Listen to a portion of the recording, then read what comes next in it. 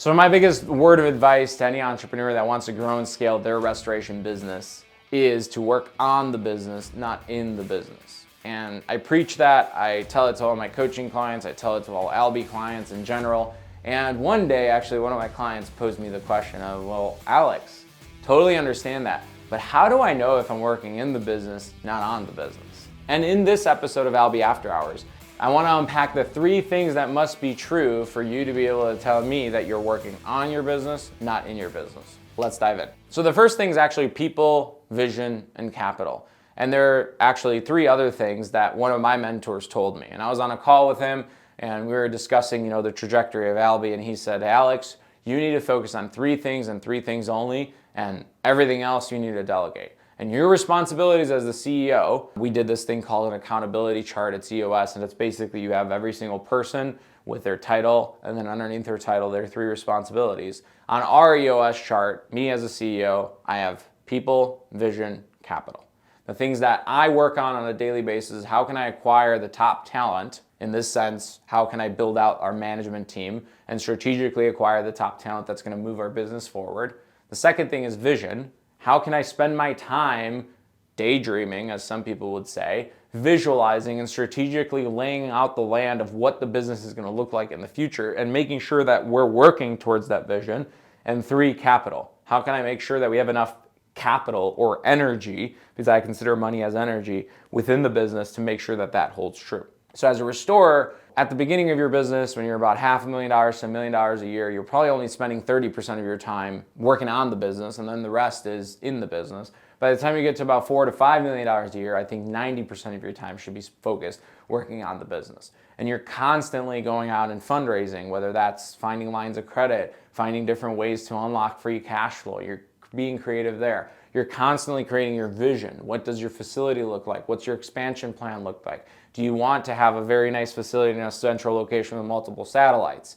And then you're also consistently working on hiring the best people within your market, because most of your problems are who problems, not how problems. So you just need to find those superstars. You need to be able to pay them well. That's why you attract the capital, and you need to get them bought into your vision. And once those 3 things hold true, you'll be able to grow and scale your business. The second thing is everything that you work on should be implemented probably 12 to 18 months down the road.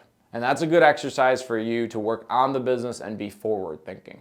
You're not really working on things that will impact the business right now, which can be frustrating, because when you work in the business, you signing that one customer affects the business right now. You going and collecting that one check affects the business right now. So that utopia where 90% of your time is focused on working on the business, you'll find yourself working on things and deals that may not come to fruition for another 12 to 18 months. The example I'll give again is that new facility that you might be building, or that new line of credit, or maybe you're talking with a strategic acquisition partner or a private equity firm and trying to get money in so that way you can open up multiple shops. Everything you do when you work on the business typically does not come to fruition for 12 to 18 months. And the third thing, which is very, very, very important, if you're truly working on the business, you're not solving $100 or even $1,000 problems. If your staff members are coming to you with questions on $100 or $1,000 problems, you're really not working on the business in those moments. You're making decisions on in the business. And you need to empower your staff to make those decisions by themselves, and you should be working on the $10,000, $100,000, and $1 million plus problems. That's working on the business. So to recap, if you want to make sure that you're working on the business, not in the business, you must go in and make sure that all you're doing is working on people, vision, capital. That's number 1.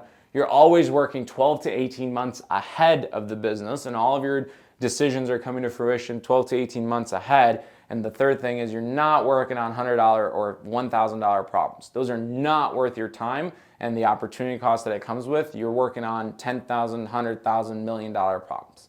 Hope you found this episode of Albi After Hours valuable. If you like this content, you want to hear more, hit that subscribe button down below and the notification bell. We come out with a new video every single week on how you, as a restorer, can grow and scale your business. Super excited to see you guys at the next episode. Take care.